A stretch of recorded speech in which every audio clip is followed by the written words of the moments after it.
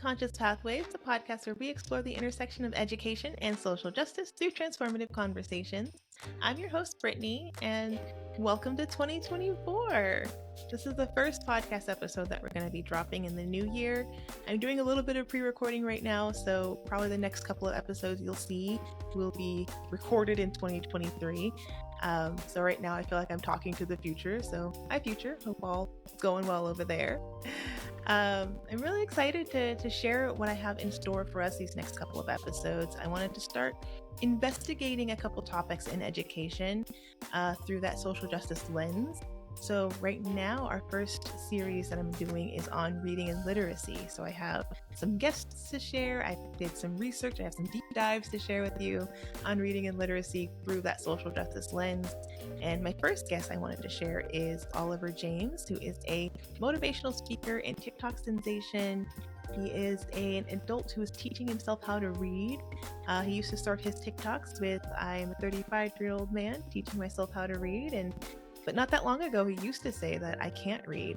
And I've been following his TikTok journey for probably the last year or so. And it's been incredible to see him grow, to see his love for literacy grow, to see his journey just in teaching himself how to read and all of the ups and downs that come along with that. So I'm incredibly honored to share this conversation with you. It was just such a vulnerable, wonderful conversation to have, and he's just a wonderful human, so I'm so excited to share that. So let's get into the interview. Hello and welcome to Conscious Pathways. I'm so excited to have you here. Oh, glad to be here. Yay. You are someone that I have followed on TikTok. I know we were just talking a little bit before we got started, but you're the first person that I reached out to that I found on TikTok, and so yeah, I feel like you are like a TikTok celebrity to me. So I'm super excited to just have you on and have you share your story with the audience. And I'm stoked. I'm excited. Let's get it. Yes. So generally, I have teachers on the podcast. So I'll usually start by asking them how they got their start in education or what inspired them to be a teacher. But this is a little bit different because you're coming from a different perspective in education. So I know that you're at a space where you're an adult teaching yourself how to read as an adult. And so my first question for you is going to be, what inspired you to start this journey of learning how to read as an adult? Because I know that that is not an easy task to do, and it would certainly be easier to not do it. So what inspired you, or why are you on this reading journey? I started off with simple things like I want to learn to read, but Yes. it turned into so much. There's so many things because when I started there, it was just I want to learn to read, but then it was like, okay, why? I'm 35. At that time, I'm 32, I think I was, and I'm thinking like you're 32, like you might have a kid, and like just that thought, and I was like, fine, we'll have a kid, but thinking like, what will you do? Like, what are the things you're gonna be able to do with the kid? And I'm like, I didn't understand what to do, and that's when I realized I was like, I should learn to read, because if I learn to read, Mm-hmm. I might know more what to do, and that opened up, I think, just that thought process of saying, well, I want to have a child one day, but then how am I going to be able to give my child any abilities if I ain't got the ability, you know? So that's when I was like, okay, there gotta be more. And obviously, as I started learning how to read, it just it opened up more reasons on like why I really wanted to learn to read. I just didn't know it. Mm-hmm. Yes. And like I said, that's not an easy feat. Usually we start with when we're teaching children to read, and it's hard. And there's of, there's a lot of competing narratives right now on how to teach children how to read. And so I think as a country, we're still trying to discover like what's the best ways to go about it. And within all this transition period, a lot of kids have been kind of stuck in this kind of weird middle area with reading. Yeah. Um, and that makes it really difficult. And so kind of on this journey of learning how to read, what has been your favorite part about it, and what has been the hardest part about it? The hardest part is reading, in general.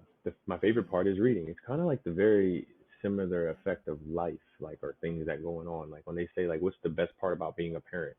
It's like being a parent. What's the worst part? being a parent. You know what I mean? It's like, what's the best part about watching your kids grow up, and then it's like, what's the worst part? Watching them grow up. It's like Mhm. it's the Mhm. same exact thing with the reading journey. Like I love it, but it's hard, and in order to love something, you have to see how hard it is or how bad it is in some way.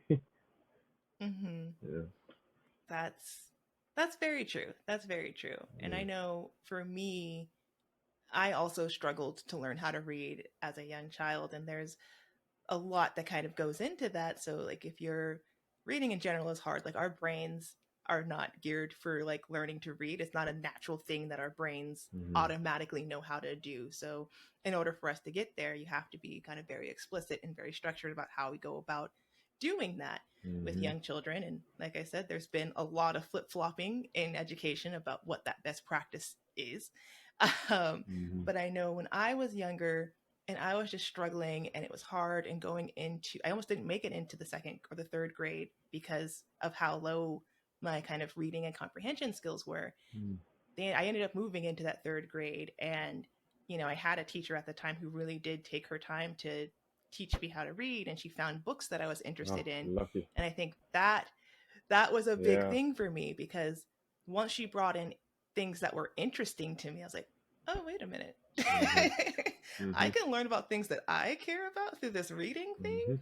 Okay, let me see what this is all about.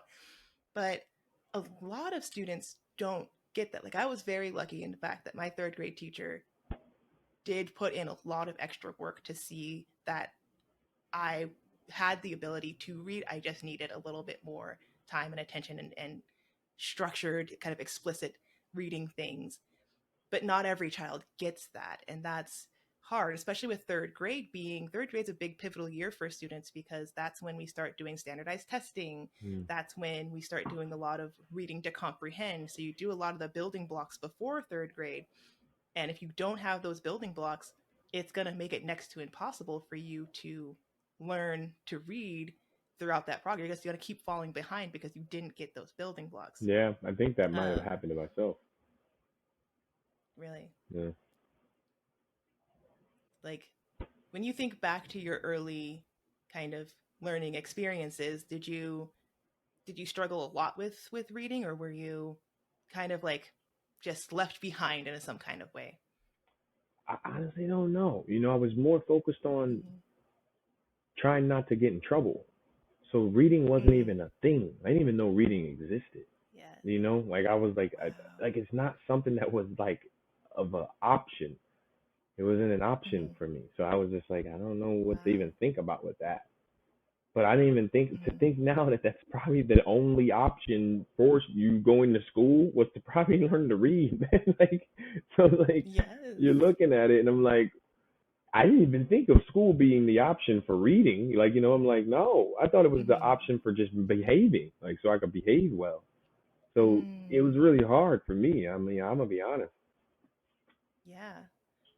No, that sounds really hard and difficult, right? Because Yeah. in a lot of ways, that's the reality for a lot of students, where the expectation for students is to kind of be very the same. So they all want students to sit down on their desks and to not, touch anything and to listen to the teacher and to not speak Yeah. when not spoken to, and all these different things that we do in kind of very traditional education system, to where for some students the focus is I just have to be a good kid in this class. Like I cannot misbehave. And that's if that's your focus, there's all this other learning and amazing experiences that you're not getting if your focus is like, I just have to focus on this one thing.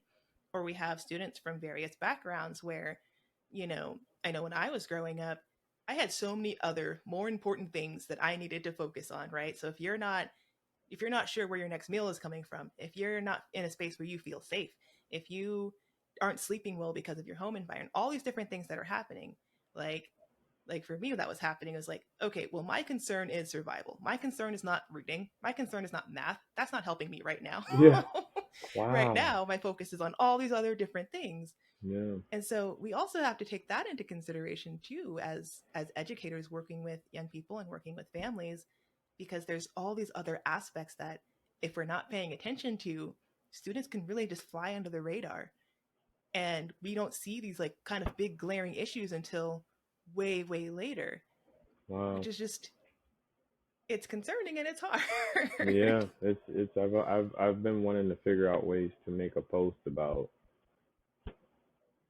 like something on how I can describe myself.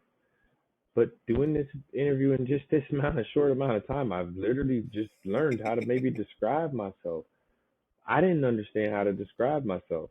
Now I'm realizing like Really? I realize now there's a better way to describe myself, and it's just to describe Hmm. myself. But now I'm realizing that can be really rough because I'm really like if the terms I'm really ignorant, you know? And I'm like, if I start describing myself, I might come off very ignorant. Like, I don't know how to explain it. No, it makes sense too. And Mm, I think you being on this reading journey, and then in the short amount of time that I've been kind of following your reading journey, I think I've been following you. Well, I started this year, I think, when I found your profile and started like following you and guys seeing your journey, and even the language that you use from when you began doing your kind of journey and like posting that on TikTok mhm, was your language in the beginning was like, I can't read, mhm, or I don't know how to read. And now, I saw a post this morning and you're like, I'm learning, I'm an adult who's learning how to read, or I'm mhm. teaching myself how to read. And even that language shift, right, Yeah, is so important because that yeah. shows your progress over time. Wow. And it's a phenomenal thing to see. It's not just phenomenal. It's phenomenal to get someone to express it in terms from the outside. Because what I'm feeling on Hmm. the inside, I wish people you expressing it, but I'm like, do you really get it? I'm like, because sometimes I'll just be like, I'll just Hmm. keep this to myself. It's all good. Because I don't know if I can share it Hmm. with people in a way that I'm really changing. Like, this is Hmm. amazing. Learning to read is something powerful. I cannot explain it. Yes. Like, I can't explain it. I could cry for the maybe just the millions or billions of people who didn't get a chance or just didn't do it. I'm telling you Hmm. because it's a part of humanity. Like human minds need to be able to express that ability to exercise something in the brain that knows reading's being activated. Hmm. I don't know what it is, but Yes. when that happened to me, it's Yes. been it's been more than a a reading shift. It's been like a life shift. Like Mm. I can't explain it. If I knew the words or the terms to be able to give you what it is and Mm. what it feels like to change from a reader and a non-reader, like a person who it's Hmm. as if like they made movies about it, like Pinocchio becoming a boy, you know, Frankenstein Hmm. gaining knowledge like a brain or something, you know what I mean? Or like, Wow. remember the yellow brick road and he's going to look they're all going to look for something, you know? Yeah. That's what it's like. Like, Yeah. someone's missing reading, you're missing a part of you. That's why they on that road trying to figure out Mm. like, let me get this one thing. And if it was that, it would be reading. It would be that you'd know. You're like, if I got this one thing, it may change something about you. Now, again, it doesn't mean it's everything, Hmm. but you know that every person, when you're missing that thing, you're on a constant seek of like, what's wrong with me? Like, why is something off? Mm. And that's what you feel. And Yes. when I learned to read, I Yeah. was like, it never. I don't care if I become the best reader, whatever. It's because Mm. now I've gained the ability of a reader. I've gained the responsibilities. I gained the empathy of it, the pain, the struggle, the trauma. These Hmm. things are all Yes. necessary. And I couldn't even express this to you without becoming a reader. Do you get what I'm saying? Like, I I wouldn't do. be able to express none of this to you. I'll be sitting here. If you ask me questions about reading, I'll be like, huh? I'm like, I don't know, Hmm. whatever. Like, I would literally be like, cool, all right, yeah, I don't know. But I can express in Hmm. depth of so many different waves of, if you're a reader, you would get it. If you don't read, you would be like, what is he talking about? It Yes. sounds stupid. And I'm like, no, Hmm. because you're not reading. You start reading, you will see. You're like, wow, Yeah. I've traveled through dimensions, worlds, universes. I'm like, yes, you Hmm. have. But to gain that, Yeah. what I'm saying to you, because this is the good part.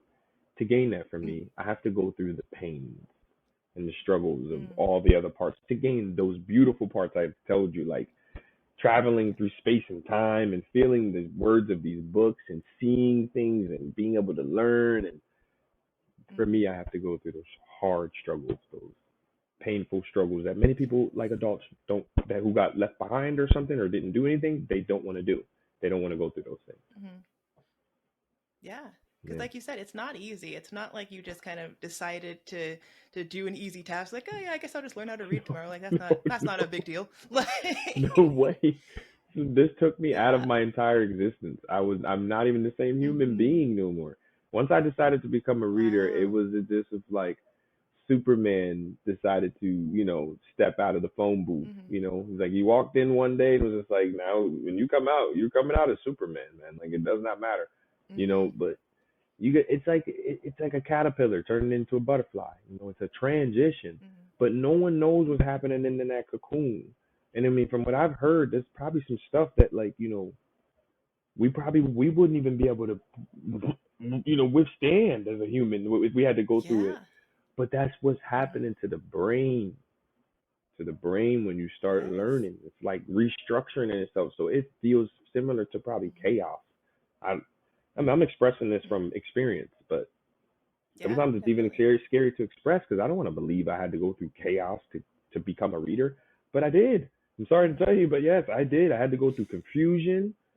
Yeah. Uh, Hmm. you know, it, I don't even know if there's another word I can use besides confusion because I'm still like confused on like what this is. Like I'm trying to Hmm. explain reading to you like I'm a reader, and I'm like, no, I'm a person who's just learned, and I'm so Hmm. excited to talk about it like it's like I've discovered the light or something, like I've discovered the moon or Yes. something. Like that's what I feel. But Hmm. if you can ignite that power in a 35-year-old man, that power can be ignited in anyone then. Like that can be ignited in Thanks for that. Yes. anyone. Yes. You have to be able to be. It Yes. can. You can't tell me otherwise. Hmm. No, no, and it's unfortunate, but like your story isn't an uncommon story, right? Because Mm, there are adults out there who still struggle to read, who do not know how to read, and have just had to find ways to navigate life, just the same way that you've found ways to navigate life. And, we see that there's that connection between early literacy and, juvenile justice and the criminal justice system, and how these mm, kind of connections, if you kind of survey, people who have had interactions with criminal justice systems, like their level of reading is way below where you would expect that to be. yeah. And so we're seeing this kind of connection, right? Because it does connect to so many avenues of life. And, we see that with young children learning how to read, kind of similar to what you're saying, that it is this really hard struggle. And it's hard for them to grasp these things, and it's even hard for them to communicate how hard it is, and we as adults kind of forget that sometimes Mm, that it's hard. And so hearing stories like you and hearing stories of adults who are going through this process and teaching themselves how to read and finding that love and joy of literacy, it's incredible. And it really helps us to understand this process a little bit more of what people are going through. hmm And you kind of mentioned a little bit. So before you went on this reading journey and before you started to teach yourself how to read, and I know this year you're going on a journey of trying to read 100 books, which is just fantastic. Yeah. Like Yeah. that is amazing. Yeah. How many books left do you at this point? I'm on 97. Book 97. 97. Yeah. That is so cool. Yeah. That is so Yep. amazing. And I'm sure, 31 or 32-year-old version of yourself is so proud of you. Oh yeah. I can't. I didn't. I don't even know where to begin. I haven't sat back honestly to soak it in yet. But I'm just waiting. I'm just not that type of person who's just Mhm. like, let's finish the books and see what comes from it. Like what excitement you get, because Yes. the overwhelming Hmm. feeling is gonna come because it's a self goal that I'm like, man. The fact that I've Yes. read one book, I'm already ready to scream. But I'm like, let's go. Let's Mhm. keep going, and we're going to 100. Then we get to 100, maybe we'll scream at a Yes. mountain or something. Who knows? Just be fun. I love that Who knew? Never. goal. Yeah, never knew I would. I never even. I would have to. I want to sit down and I want to Hmm. match them up. The version of me who didn't read much at all of anything, and then the version who's read 100 books. And I probably would just sob out crying. I probably would just lose it because I know I'm gonna be like, I Hmm. cannot believe I've done that. There's no Yeah. possible way you could tell me I've done that. There's no way you could have told me I've done that in high school or anything. There's no way you could have told me I read book or anything. Nothing. There's no Hmm. way you could have paid me. Hmm. You could pay me millions. You could have been like, I give you $1 million to read a book. I'd have been like, no.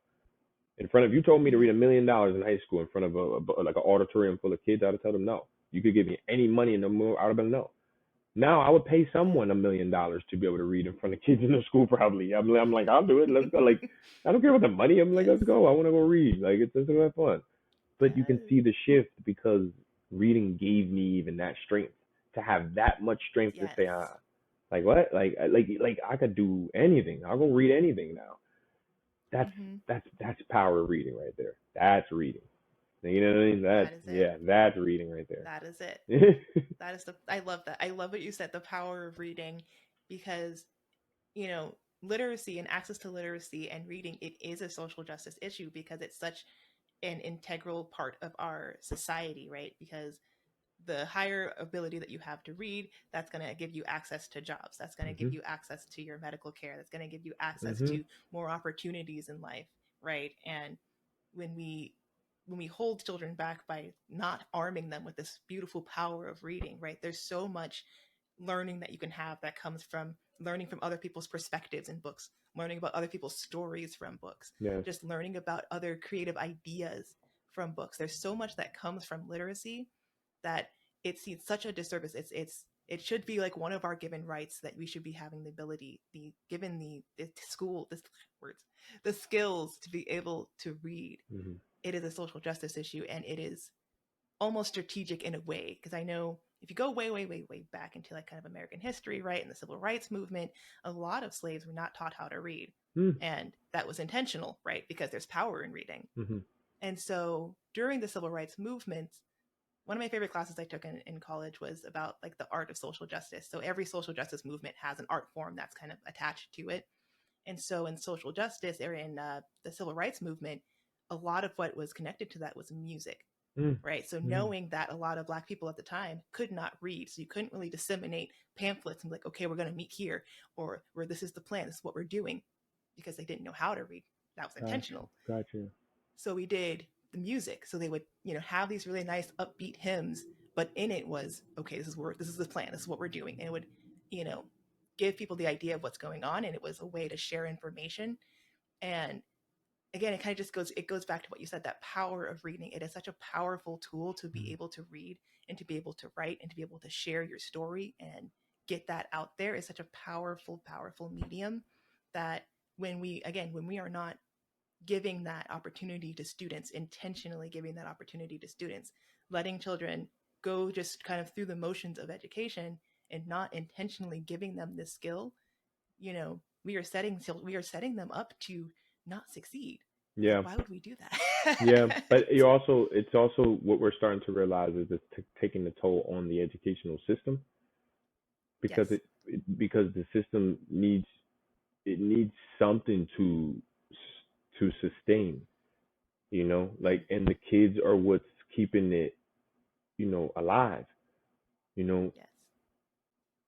they're starting to not like connect with like the teachers and the Mm-hmm. education they're being taught, certain things because, Mm-hmm. internet and certain there's so much more faster in their home life. And Mm-hmm. I don't know, it's a really rough space for kids and teachers Mm-hmm. and learning right now because we're in a time where I think we made some mistakes with the past and we want them Mm-hmm. to know a lot now. Like, teach now, let's read, let's get them. And they're Yes. like, I don't want to do none of that now. And Yep. that's the hard part because that's where we're at right now. Where our society needs people to know how to read. And it makes us up because we're going into it like Yes. an information world. It's like, communicating with Mm-hmm. technology. They're like, we need people to know how to kind of read now. Like, it's not an option Yes. now.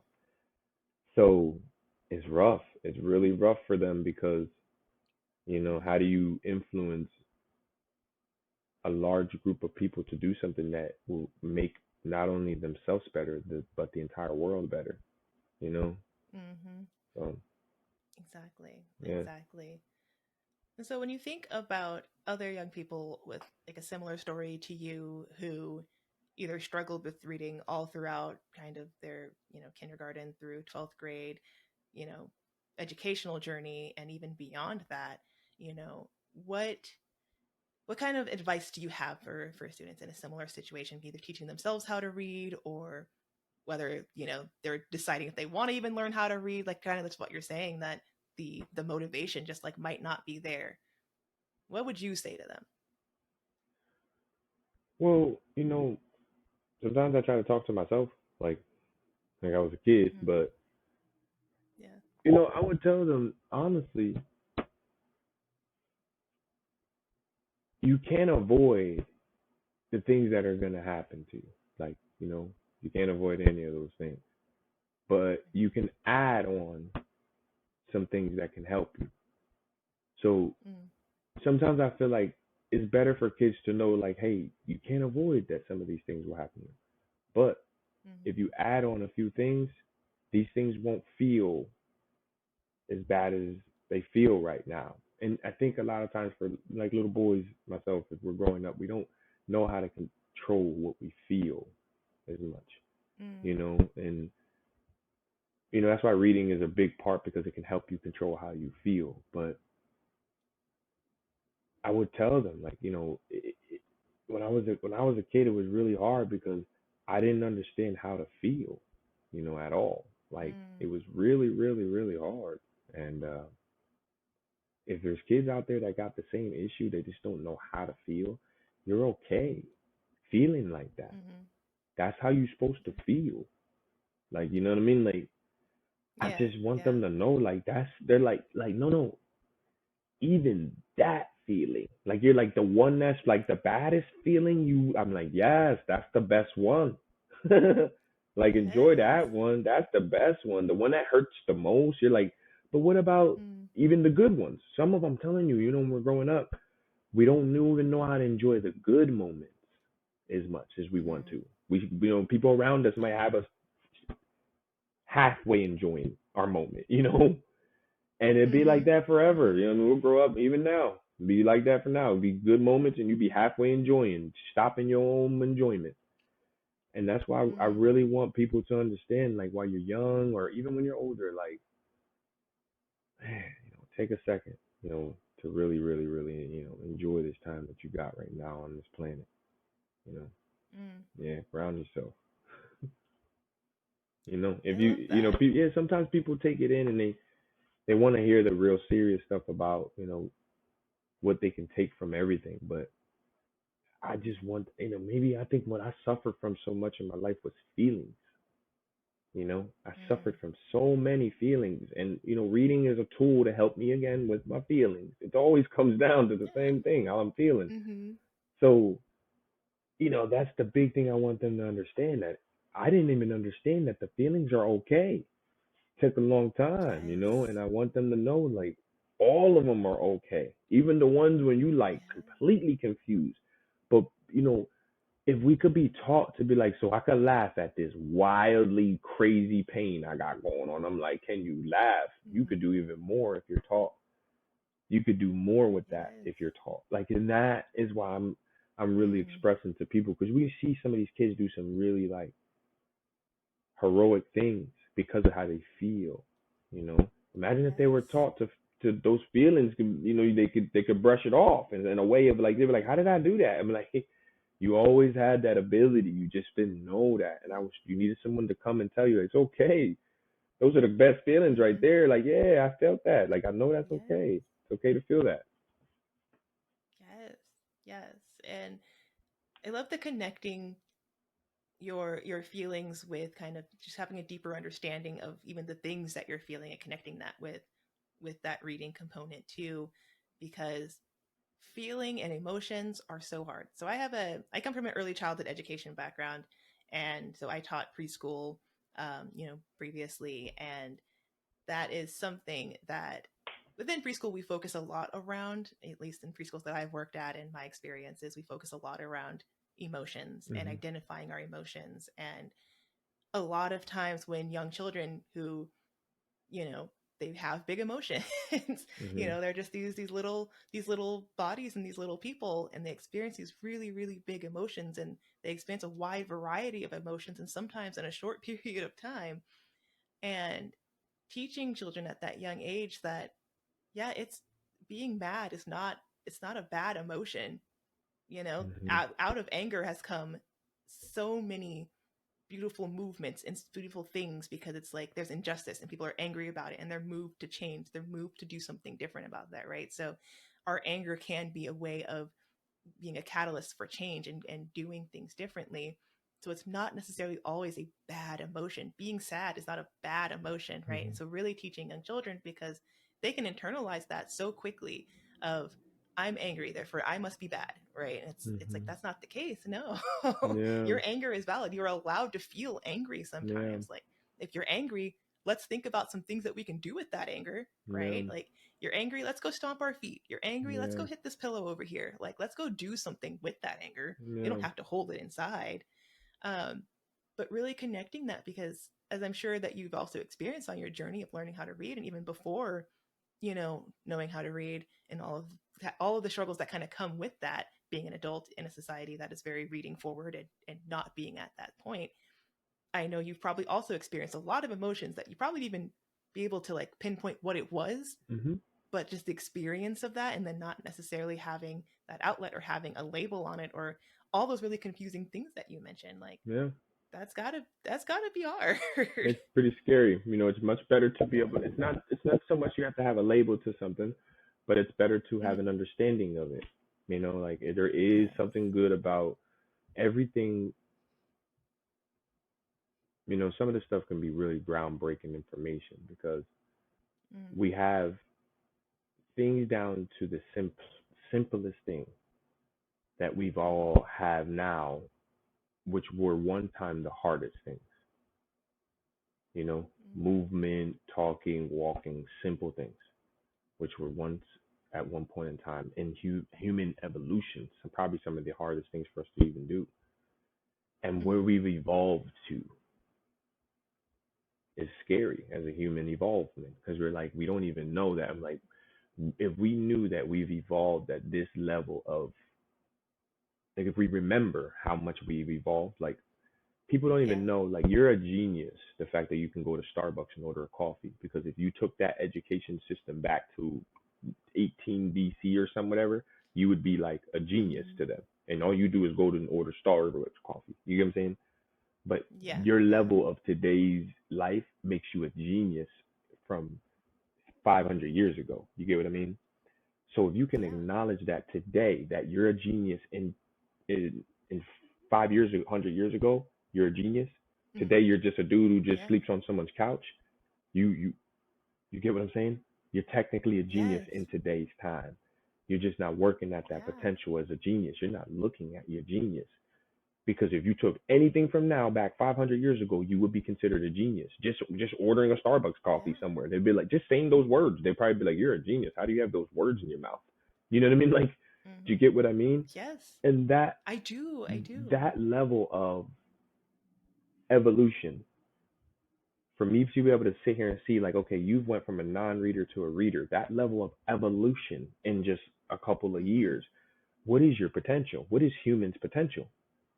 You can Mhm. just take yourself from a non-reader to a reader in a couple of years. What is the potential of a human? Now, I know I've learned that in a fast way because of my, like, grit. Like, I knew I had a reason. Like, I felt it. I'm like, if Yes. you can apply that to everything, humans can be unstoppable. Yes.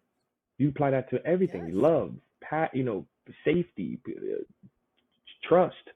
You can start Mhm. exploring ways of life that you can never even imagine. And again, Yes. parts of human evolution. Like, you get what I mean? Like, I don't Mhm. even know how to explain some of this that I've started to, like, learn for myself, I guess, or for what other Mhm. people maybe are learning themselves as well. But I read some books, I start to see that my mind is changing in a way of how evolution has changed humans over thousands of years. So, like, you just Yes. take a little bit of yourself and apply it to something that seems really hard, regardless if it's Mhm. even being nice to someone. You might end up being the Mhm. nicest person in the world because you started applying Yes. being a nice person. Like, it is, Mhm. that's the beauty of learning what humans are capable of doing now. It just it just really hurts. Yes. It's really hard. That's the trade. Mhm. Yeah. That is, it's, I could even see it in those moments, right? like I'll go to my grandma's house and she'll be like, "Oh, like help me with something on my phone or help me with something on my computer." And I go on there, I do it like in like a couple seconds, and she's like, "Wow, that's amazing! You're so smart." And I'm like, I was Yeah. like, "I just helped you with your emails. Like it's not, it wasn't anything revolutionary, but it does help you to kind of see that because I've grown up around technology, so to me." It's not a big deal to be able to just like go on Yeah. a computer really fast and just type something in or move stuff around or go on a phone and move stuff around. And exactly what you're saying, this evolution, like if I went back in time 50 years ago and I had my cell phone, I was like, oh yeah, you can just do this or you can just do that. They'd be like, holy. Yes. They would think you They're are like, a what's, genius or something or some type yeah, of, yeah. yeah. And it's just how we have evolved and the technology that we have around us to have helped us evolve to this space. And it is an amazing thing to kind of stop and look at, wow, we have progressed so far. And we've progressed this far because of, a lot of hard work that we've done and a lot of hardships that we've been through as Hmm. a community, as a society, as a world, as a human race. All the hardships that we've been through have contributed to the advancements that we've been able to make today. Yes. And thinking that, you know, your ability in that sense is limitless, Yeah. right? If you want to change a thing about yourself, if you want to learn something, it is limitless how much you can learn and how much you can do when you are motivated to do that thing. Yeah. Yeah. Yeah. 100%. Yeah, Yeah. And yeah. that's the power of just gaining a tool like reading can give you a head start on Hmm. making those things come true. That's all it is. A little thing like that, like all of them, it doesn't matter. There's no escape. All the elements of humanity that we've explored, and even some of them we don't know, that are even tampering with, like Hmm. whatever it is, books are books are ahead of us. They're already there. Hmm. Like, you know what I mean? Like, the information's not in the books, it's in us. You get what I mean? Like, Mm. it's that's the problem. We created the books, but we can't get more Yeah. information out of us if we don't read the books. The books helps us create more information. It's Hmm. like a cycle. It's a trade off. All you're doing is just Yeah. putting messages from another world into paper. And so, you know what I mean? Like, Mm. it already exists. This is a world that already exists. That's why these books all say the same things. When you read all these books, I'm like, they all say the same, like, Yep. process. Like, why they all have the same building block process? I'm like, because they all coming from the Hmm. same world that we all don't know how to completely tap into. We get lost. But when you Yes. start reading books again, you seem like, why am I feeling like I'm tapped into something, like it's moving in flow? I'm like, because that books already have it in there. Not all of it, it's in you. Once you start reading, you'll Hmm. relay more out. You'll put more, however it is. Like, people express in so many ways, and we've learned that it's not just about books. It could be, a musician, but now has a book. It could be a person talking about a hair who now wrote a book. It's like Hmm. someone who became a cook who now wrote a book. It's like, Yep. it's just like you see it and you're like, what is this? I'm like, it's information I have to put into a book. I'm like, why don't you just leave it like it is? I'm like, no, because there was information. Now that I'm a Hmm. famous cook, what is the information that you give us? You're cooking. And that's why they Hmm. write the book. You get what I'm saying? Because the information is like, I can't really Exactly. explain it. We never can, but the book can, right? It always Yep. does. Like, but Yep. why can't someone sit here even now? I'm talking to you. I'm like, I can't tell you nothing. But if there was a book, you'd be like, wow, that was pretty amazing. You'd be like, well, I just tried to explain it to you. But like, it never explains. The Yep. movies can't explain it, nothing. But a book can. We all know that. You're like, there was something about that book that really did it. Yeah. And Yeah. yeah, you see how excited I get about this, but like, I really I love believe it. that. Yeah, I really believe that. Like, I want to push this as hard as I possibly can. So I get lost in speaking about books because I want to be more lost in my interviews and stuff when people can see, like, Hmm. this is what books have done for me. If I do any interview, I'm like, I want you to see, like, damn, this dude's really like, what's going on? I'm like, I'm giving you back your power, your spark. You know exactly what books do. Yeah. Every single person in this world who Yes. listens to any podcast of ours, or if I'm on it, they'd be like, Stu wasn't lying. Like, he really did know. I want you to be even a person who's rejecting of books, being like, I stopped to pick up a book today. I was Hmm. bored. And I was just like, why? I'm like, I don't know. I just felt like I should. I'm like, yeah, I want you to have heard and be like, and that happens. And that's the mission that I'm kind of Mm-hmm. on like right now. Every podcast, everything I do, I Yes. want some people, because people have done it. There be people who will be like, I bought a book today. I don't even know why. And they'll message me. I'm like, I don't even know why. Because it's like in their consciousness. They'll be like, I was just at the line. I bought this book. And I'm like, I know. I know. I'm like, I'm making it happen. I'm planting the seeds everywhere I go. Yes, yes, you are. And there's there's this term. So we have illiterate, which is someone who does not know how to read, and Hmm. then we have alliterate, which means people who know how to read just choose not to read, right? Oh, I And did not know that. there's yeah, it's a fascinating, process, right? Because either reading is whether it's hard, whether there was like kind of some learning disabilities that made reading hard, or there were some systemic issues that happened that made reading just like not even happen. Or with people who are illiterate, it's just you've either lost the desire to read, Oh, wow. the fun isn't there. And in my research, kind of looking at reading, and there's different approaches that scientists look at when we talk about reading. And there's one approach that's very structured, and so it's very systemic, it's very explicit. Like we're going to go into phonetics, we're going to go into where like all these different things into reading, which is scientifically proven to be the best way to get people to learn how to read. But in that process of making it very systemic, it sucks all the fun out of it. Hmm. And I think that is a big element of reading, that we have to make sure that when we are working with children and we're working with people, that we're instilling that reading can be fun. Reading can Oh, be a wow. release. Reading can be so many great, like you said earlier, like it could take you to different worlds, different dimensions. It could take you to different countries. It can bring different perspectives. It can bring things like you read something like The Lord of the Rings and they make a whole other world that Mm. you couldn't even imagine before, right? And it could take you there. And so not only is reading a necessity, not only is reading a social justice issue and concern, but also it is a thing that can be fun. And I think Yeah. we lose that sometimes when we're going through this reading process. And I think that's what leads people to be illiterate, knowing how to read and just not reading, not picking up a book the rest of their lives, not looking at, not reading for anything other than what they have to read for, because all the fun has been sucked out of Yeah. it. It's one of those things I will say, I don't know completely how to teach someone, and I'm not going to give people how or what, or, I don't know in any sense of the way. But I'm going to put my 2 cents in and say what I think would work for me when it comes to this, how people should be teaching people how to read. I teach myself how to read, and let me tell you something. This has been some of the best times of my life, especially as I open up to read the way I like to read. I've been in Mhm. now in parking lots where I dance, listen to music. I'll do some little cartwheels, or I'll jump around and dance, and I do it because Mhm. that's how I should have learned as a kid, and that's why I do it.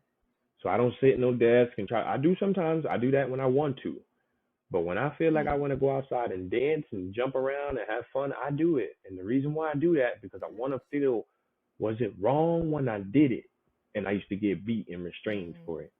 And now I go do it and I Mhm. feel like it's wrong. But as soon as I start to realize, I'm like, no, no, no. This is right because you're allowed to learn this way. And this is the way that you should have learned from the beginning.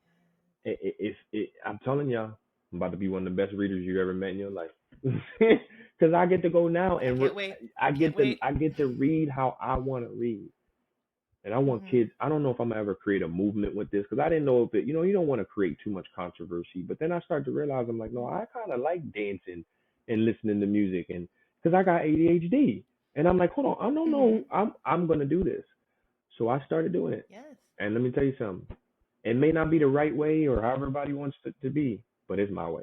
And I Mhm. love dancing when I'm working, when I'm reading. Sometimes I like, doing a Yes. couple, jumping jacks or something. And I don't know, jogging in place. I have ADHD, even at 35 years old. Mm. And it helps me. It makes me feel so good. So I know in school that was a no-no. That was a meat suspension, or Yeah. Yeah. when I was in school special ed, that was a restraining. That was something. You couldn't do that. You get out of your seat, it was beat you or something. It was something. So Mm. that's what I'm saying. So for me now, I can't speak for all kids because I don't know how it is for them. But I'm 35 years old, and if I want to go get out of Mhm. my seat and go jump around and dance and listen to music when I'm reading, I could do it, and it feels good. And I'm just saying, I'm learning that way, and that makes me want to read every day. I want to read now. Like I'd rather go read now than do anything, because I can dance and read. I'm having fun. But that wasn't an Yes. option. So I'm just trying to tell y'all, if you're like, what is the problem? I'm like, it might be you. trying to make you them. Mm-hmm. Them, they don't want to be like that. Yes. They don't like, that's what it might be. Yes. Yeah, that's it. I feel like you don't even know how profound everything you just said was. But it truly is profound. So again, I come from early childhood, and within our form of teaching, we talk about something called developmentally appropriate practices. And so that's looking at where is the child in terms of just their human development, and making sure that the practices that we are doing are in a line with where that child currently is right now, not where I think they should be, not anything else, where that child is right now, Hmm. right? And then I can build my curriculum around, okay, I want the child to be here. This is where they are. So what kind of practices can I do to get them here? And so in my experience, I haven't directly had to teach children how to read, because that comes a little bit later within their early development. I taught like 2 to 3 year olds, right? But we do kind of early and emergent reading. And so what that looks like is giving them one exposure to print concepts, right? Hmm. Do you like, how do you look at a book? Are you looking at the book quote unquote the right way, but is it the right way up, or are you looking at it upside down? Like that kind of tells me where we are in terms of just like your understanding of print concepts, right? Are you understanding the language that I'm saying? If I'm reading a book to students, are they understanding what the words I'm saying, like the language I'm using? Are they understanding that? Hmm. And there's kind of other kind of really early emergent things that we're looking at. And we would do something called circle time. So it's where we kind of, where most of our like really instruction comes from is when the kids are sitting in front of us and we're all in a circle, and that's where we read books, we sing like ABC songs, like kind of just getting them familiar with letters and print concepts and all those different things. And when I do circle time, sometimes the idea is that they want all the kids to be sitting down, eyes on you, quiet and listening. And that's kind of what people would like to see in circle time. Hmm. Very rarely is that what actually happens in circle time. Yeah. Um, because young children, like they got to get up and move. Like Yeah. their attention spans aren't that long. So I can't do a 30, 40-minute circle time expecting 2 and 3 year olds to sit there and listen. It's just not going to happen. That's not appropriate for where they are developmentally. And so, I would have days where my students were just extra wiggly. So what I would do is I would stop and say, you know what? Let's have a dance party. And we'd Yeah. get up and we would dance and we Oh would wow. sing and we would do all these different things, get your Yeah. wiggles out, and then they might be ready to sit and listen. Yeah. Or I'd have students who just sitting down and listening was not their vibe. But if I just let them stand up and roam around the room, Oh, they were me. still listening to me. Me. But Me. their eyes might not have been on me, That'd have been me. but they're still listening. Yep. They're just wandering around. Yep. That'd have been me. I'd have been fine. Yeah, I'd have kids who needed to sit on like certain like little stability balls, so they would just be like wobbling around, doing all Wow. kinds of wild things, but they're still listening to me. And as long as you are listening, that's all I care about. As long as you're listening, your body is safe, you're keeping your friend's body safe. That is what I care about. I care less about you sitting down with your eyes on me, because I know that learning is going to look different for everyone. And in early childhood, I have the ability to do that. Unfortunately, as we go into like more structured kind of kindergarten, first grade, second grade, third grade, it's going to get way more structured, because Mm-hmm. we're kind of teaching to the test at that point, right? Mm-hmm. We're getting ready for standardized testing, we're doing these things. So the ability to let children get up and walk around the room, Mm-hmm. they're not going to let you do that. And similar, exactly what you were explaining in your experience, that the idea, the focus is then obedience. It's, can you obey what I'm saying, rather than focusing on your actual quality of learning. And that's kind of a big problem in our traditional education system, is that the focus is on obedience. The focus is on, I want you to sit down and listen and don't talk back. And honestly, don't even want to know what your opinions on things are. I just want you to be recipients of knowledge. Just sit there and be sponges. But that's not how people learn. Mm-hmm. That's not how most students learn. Some No. students learn great that way. Some students can sit in their desk all day and be a little sponge of learning. That was how I was. I was just very like calm kid. I wanted to be the good kid at all times. So I would just sit there and listen and not say anything, not do anything. The total But opposite. did I get the best learning experience? Probably not. Right. Mm. And so the students who learn differently, exactly what you're saying, the students who learn differently, who might need to just move around a little bit. And we're understanding ADHD in children a little bit more now than I think we Mm-hmm. did when like we were in school. And we're understanding students with sensory needs a little bit differently.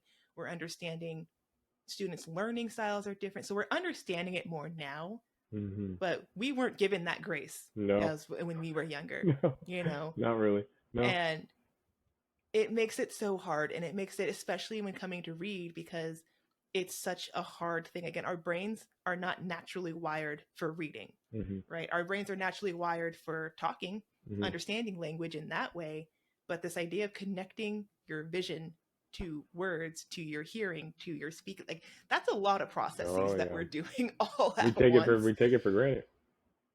We do. We take it for granted. And I know that I talk to, when I do trainings with people on, privilege, when we talk about privileges, sometimes they're just these things that we have that we don't even think about. We don't even think about it being a privilege. And learning to read and having the tools and opportunities and all of those things that go into learning how to read, and having, teachers who do differentiated instruction, and having teachers who will let their students kind of get up and walk around, or get them like kind of devices to help them to pay attention and learn. That's a privilege that not all students are given, even today. Yep. That's not a privilege that all students are granted, and it sets students up to fail. 100%. And I know that's my overall goal. I want to eliminate that, setting up students to fail, because all students deserve the right to succeed. All students have the right to have opportunities that they want to have. And we shouldn't be setting up students just to fail because they don't fit into that traditional mold of what we think a good student is. Yep. Because all 100%. students are good Yep. students. Yep. Yep. Yep. You hit it right on the nail. that, Yeah. Yes. 100%. that that was my spiel. I got on my soapbox for a minute. I was like, wait a minute. No, that's. I mean, you said it like I would say the same exact way, because I feel the same exact way. No kid, no student, nobody should be left in this position. This is like it's like leaving somebody without learning how to walk. No, no, no, no. Especially when they know how to. No, they should learn how to. I Yes. mean, they can't learn how to read. They're the kid. They need help. They need the help that you give them, no Yes. matter what. Yes. When they become adults, they can sit Mm-hmm. back and be like, "Hey, how was it teaching me?" And you might be like, "It was Yeah. terrible." And you'll be like, well, thanks for not, you know what I mean, leaving me out there to drive. Like, well, thanks. But that's Yeah. not how it is. But, hey, there's some people out here like us who are willing to jump out there and say, well, maybe we can make some changes and get more people reading, more kids Mm-hmm. opportunities. That's it. That's all we can do. Yes. Get them Give more them more opportunities. opportunities. Yeah. Yeah. Give them books that they're interested in. Let's Yep. let's ignite that passion. I told this, I think, on the podcast before, but when I was teaching, I would get books from the library, so I would get fiction books and nonfiction books for the kids to look at, and I would pick up, just all kinds of books, and I'd put them on the circle time rug for them to just look at and just kind of explore. And I'd have one kid who just wanted nothing to do with these books. Just he would see it and be like, "No, I don't want that."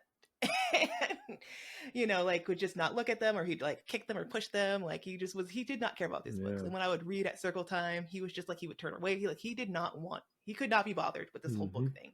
And I was like, okay, okay, okay. And so one day I knew that he liked comic books. He loved Spider-Man. He loved Batman. Like he loved comic books and superheroes. So I just casually picked up a comic book one day, like it was like a Batman comic book, and I just put it on the rug. And he was like walking away from it, and he looked and he's like, wait a minute, that's Batman. I know that character. Mm-hmm. So he started looking at the books and looking at the pictures. He came over to his friends. He's like, hey, look at this. And after that day, I kept bringing in different ones, and he kept getting more excited. And then slowly but surely, I would notice that he would sit longer at circle time. And then he would start looking at the books that I was reading. Yeah. And by the end of that school year, he started asking questions about the books. He started getting excited about the books. Mm-hmm. And I was like, okay, I see you. Like Yeah. Yep. that's the magic of it. You start getting them Yeah. excited about books and wanting to Yeah. read because there is so much pleasure and joy and excitement about it. Yep. But I can talk about this all day. I know you can talk about this all day. Yep. Yep. I want to be Yep. respectful of your time. But I have one last question for you, which is, how do you reimagine education? So how can the education system change and be different for students today? I would say listen to the students. For once in our life, Mm, somehow, some way, we need to take some advice from students and mm, start teaching them the way they want to be taught. We ain't gotta be perfect on, how it's gonna turn out. But I think as we knew when we were growing up and now we're the adults, we knew more than mm. the adults gave us credit for. That's why we made what we made. Yes. And now the kids, like we were kids, are here saying, hey, we know a couple of things that will make school a little better for us, make it a little better for all of us. Mm. Maybe we should try it this way for a little bit. And maybe that might make things better for everyone if we, sat back and literally listened to the kids and tried to figure out what's the best thing that they may need and then try to give it to them. Yes. Yes. I love Mm. that. That is gold. Listen to those students. Yeah. Where can my audience find you? Is there anything that you're working on that you want to share with the audience? Um, all my social media handles are Oliver Speaks with the number one. And you can find me if you want to contact me at Oliver Speaks, the same thing, number one at Oliver Speaks one at gmail.com. And that's where people Mm. usually try to reach me for any speaking engagements or if they want me to do any talks Mm. to their schools or anything of that sort. That is amazing. And I look forward to just seeing how you continue to grow and develop on your platform and outside of that platform. I look forward to seeing you have more speaking engagements. And I look forward to seeing your book one day. It's going Thank to be you. on those shelves. Thank you. I That's feel it's going to amazing. come out. I'm going to see it and I'm like, I talked to that Thank you. guy. Well, if all these things end up being what it is, I'll be more than happy. But right now, truth, I'll be honest, where I'm at right now, I'm more than blessed. This is pretty cool to even be where I'm at right now. I'm excited, and just as a viewer, I'm excited for you, and I'm really proud of where you come, and I know that your child is very proud of where you are and where you continue to grow, and so I'm excited. I'm excited for all these amazing, beautiful things, and thank you so much for joining me and talking about reading and books, and I really appreciate it. Thank you. Thank you for having me. Of course, thank you. Tuning into Conscious Pathways. Don't forget to like, follow, and subscribe Conscious Pathways wherever you get your podcasts. I've also started releasing the video version of the podcast on YouTube. It's just Conscious Pathways, and I'll link that in our show notes as well. I know I like to sometimes listen to a podcast while I am doing some work, and having the video version is just kind of like co-working with someone sometimes. So if you're into that as well, go ahead and give us a like and maybe a subscribe over on YouTube. And until next time, navigate your conscious journey with courage and kindness. And I'll see you then for more transformative conversations in education.